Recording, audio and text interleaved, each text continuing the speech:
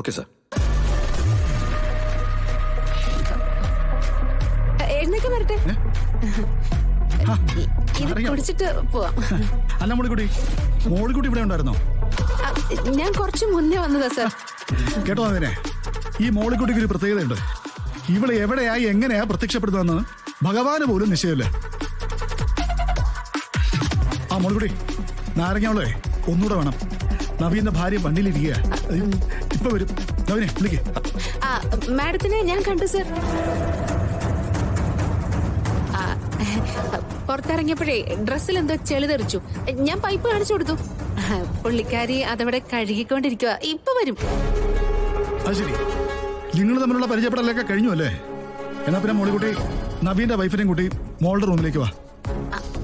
അയ്യോ സർ, കൃഷ്ണൻ നല്ല ഉറക്കവാ. കുറച്ച് കഴിഞ്ഞിട്ട് കണ്ടാ പോരെ? അതെന്ത് ഉറക്കുക ഈ പട്ടാപ്പകല്? മാത്രമല്ല ഇവർക്ക് കണ്ടിട്ട് പോകാനുള്ളതല്ലേ. ഞാൻ വിളിച്ചോളാം മോളെ.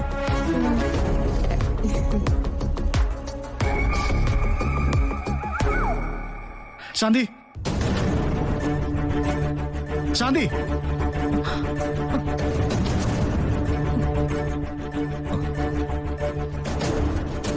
അവരേതാ സാർ? ശാന്തി എന്റെ ഇളയ പെങ്ങളാ. നവീനെ പരിചയപ്പെടുത്തേണ്ട ആളാ. ഞാൻ വിളിച്ചിട്ട് വരാം.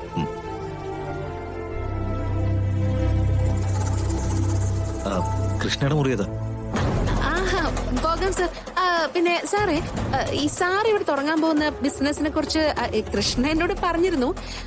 പക്ഷേ എനിക്ക് അത്ര ക്ലിയർ ആയില്ല. ഈ സായിപ്പമാരൊക്കെ വന്നിറങ്ങുന്ന പരിപാടി വല്ലതുമാണോ?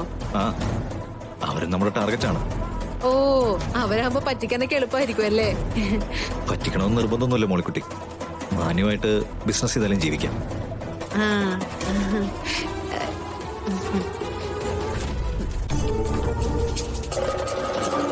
ശാന്തി, എന്ത് പറ്റി ശാന്തി? ഞാൻ വിളിച്ചത് നീ കേട്ടില്ലേ? കേട്ടില്ലേ? അവിടെ രണ്ടുപേരും വന്നിരിക്കുക, നവീനും നവീന്റെ ഭാര്യയും. അവരെ പരിചയപ്പെടാനാ വിളിച്ചതേ.